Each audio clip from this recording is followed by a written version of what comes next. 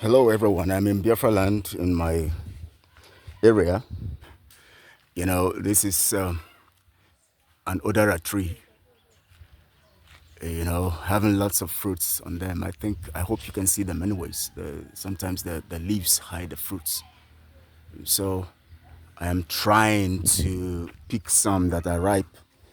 People have come here early already and picked lots of them. So anyways, I just want to let you know that I'm in Biafraland and this is one of the economic trees around our area, in Biafraland, and that's why you can see the palm trees and all of that. So I want to say hello to you this morning, and this particular one is a mango tree trying to produce, and it's bringing out the seeds, and they are getting mature. You see cassava everywhere and all of that. So it's good to be in Biafraland, and we see plantain, all these things planted around, and it's beautiful being in your homeland, my ancestral home. I'm just in front of my ancestral home, and hoping that this Udara will drop, around me, so that I can feel the groove of being, in the land and doing what we have to do according to that order. And so, we've been given so much impression about, the situation in Biafraland, and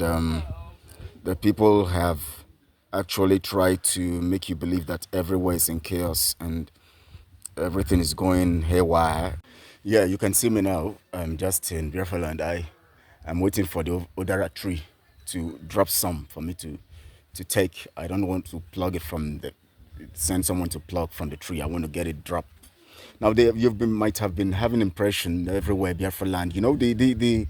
The impression these enemies of Biafra, especially, we know that yes, the military checkpoints and some attacks, some stuff happening in Olu, but they want to give you an impression that the whole of Biafraland is in chaos. That's what Samanipa's group, the two factions, that are there right now, using their tactical designs to distract the people and collect their monies. We have the Nkeri's group, we have the Ngozi's group, and we have their henchmen in those different groups.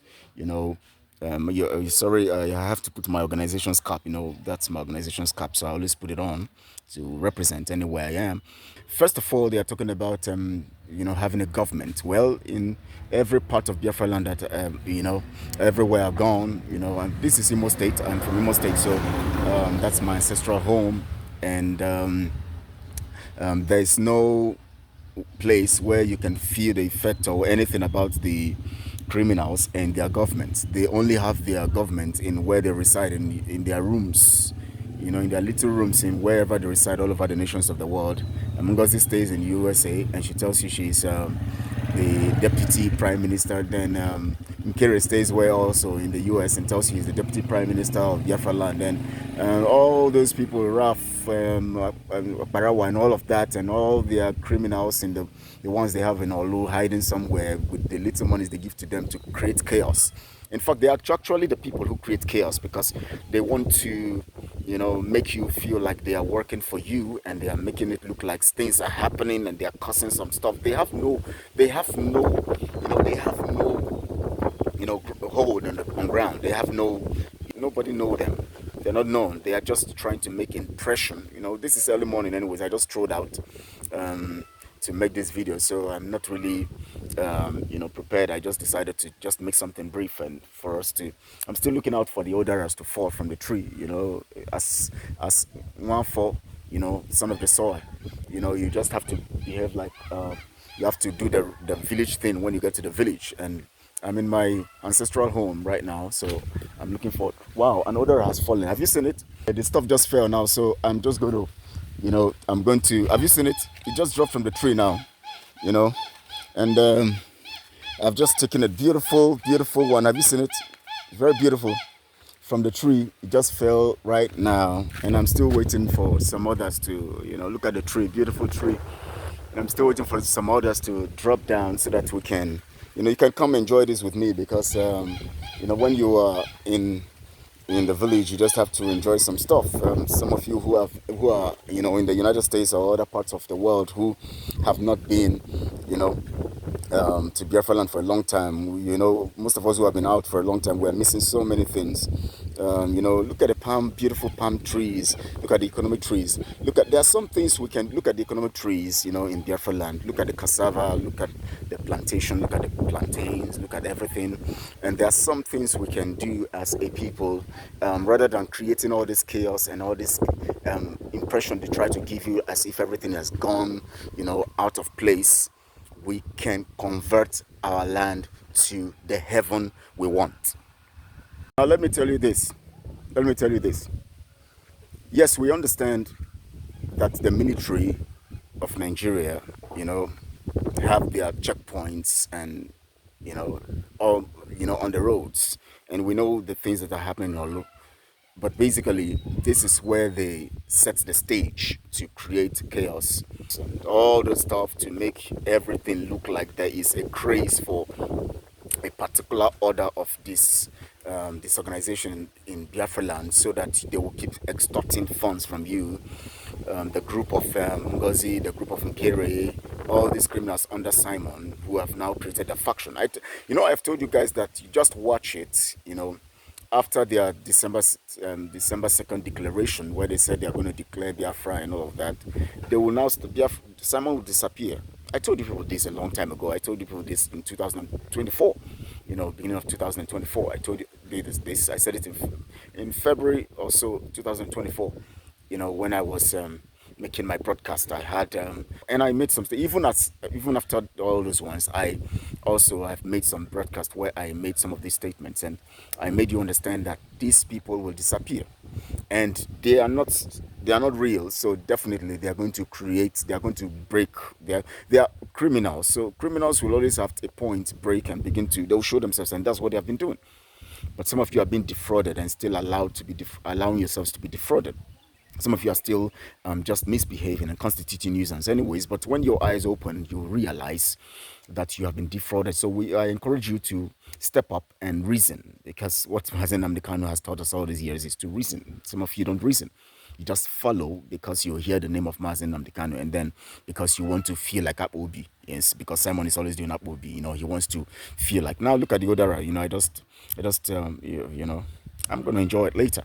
Anyways, you see, they give you an impression that Biafraland is in shambles, chaos everywhere, and they are in control. Their men are stopping everything. Their men are doing everything. So come to our fundraising on Saturday. Don't go to the one of Ajere and Co. Come to the one of Fungozi. And then Ajere's group tells you, don't go to the one of Fungozi and her clique, and come to the one of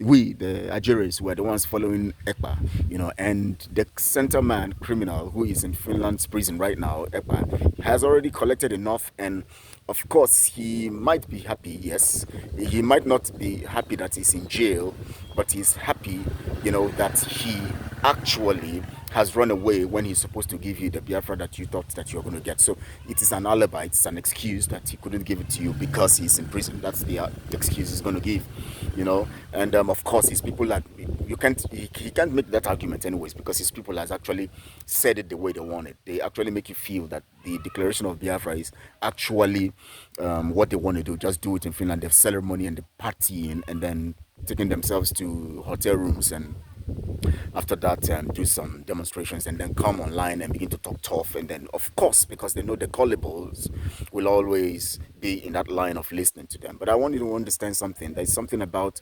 us as a people that some of us, we have two sets of people who reason very well and those who don't reason. And those who reason, but their reasoning has been contaminated by their wickedness and evil in their hearts. So if you are telling them the truth, as long as they don't like you, whatever you tell them, no matter how truthful it is, man, we don't want it. Let's just go by the order of the lies of the people we like, and especially when they find people who want to show up, will be like people like Simon, who want to show you that they are strong. And all those olden days wrestling people, those kinds of people who want to show up, will be, they come to do wrestling. All those kind of wrestling that people do, in those days and all of that, those kinds of mindsets is still in our people, most of our people. And when you come to show them that, yes, you're strong, you're there and all of that, and you are the one who is screaming and talking tough, they actually want to, follow you and do everything, because everybody wants to prove strength because of their insecurity. And this is happening because most of our people are insecure, especially after the war and everything, and all of that. Yes, how are you doing? After the war and all of that, the people feel insecure. And because of that insecurity, they tend to look for something that will portray them and help them reflect their own strength through another party. Somebody like Simon comes up and then,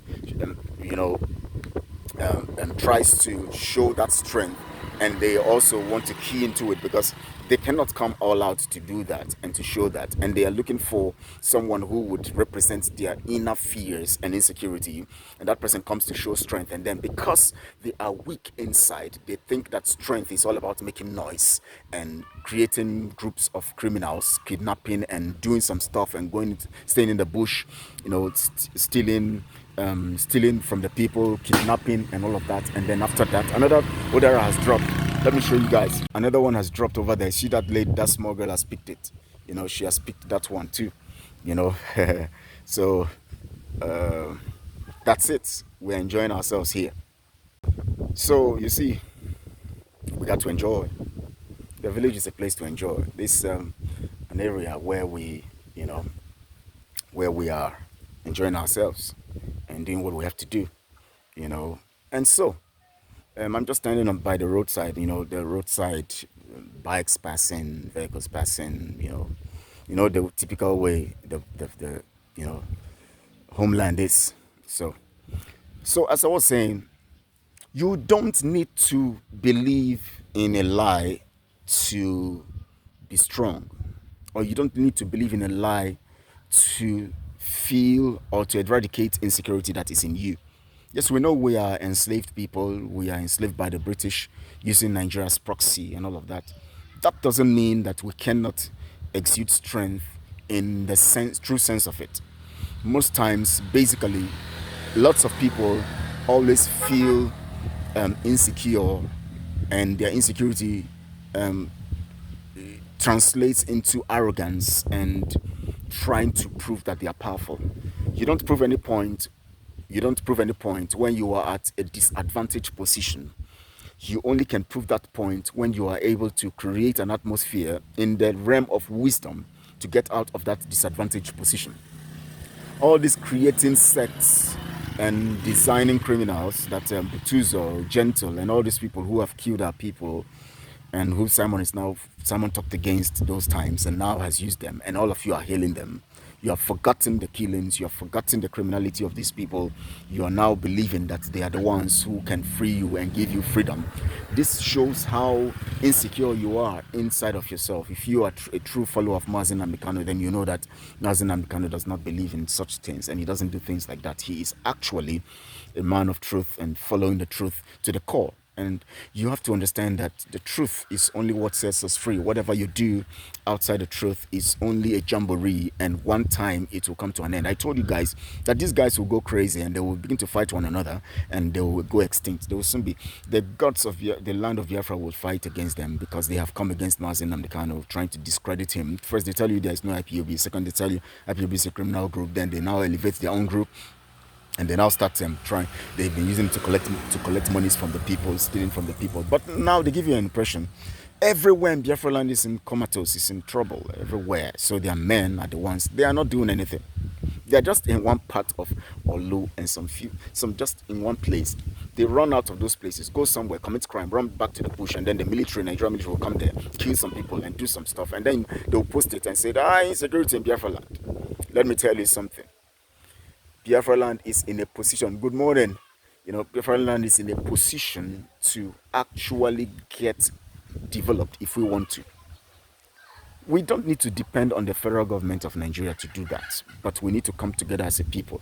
And I tell you, there are potential ideas that I have, so critical, that's why I've stayed long here, because I think I've been here for, I think this is the second video I'm making. The other one I made was the second week I came in, and this one now I'm making this is the fourth week now I'm here. And today 3rd of March makes it 3rd of March 2025 makes it precisely 1 month since I came into Biafraland. I came into Biafraland 3rd of February 2025, and I'm here now, which is precisely Well, it's a unique coincidence. I didn't even think of that before doing this video, anyways. But I want you to understand this. We have the unique opportunity of freeing ourselves by being reasonable. Let me tell you something, all these jamborees and all this stuff that is happening, and the way they are stopped from you and all of that and still from you, will not give you freedom. The only thing that will give us freedom is being self-confident and being self-sufficient. Being self-confident does not. Now let me tell you something. You know, it's been said, of course. I can't really tell, but in my own interpretation, I can't really tell anyways who actually. People have made such statements severally in different generations, but I'll make it again my own way. Weak people are the ones who seek for war. Weak people, let's go and fight, because they don't reason. Just like what Biden and co, you know, are doing with Russia.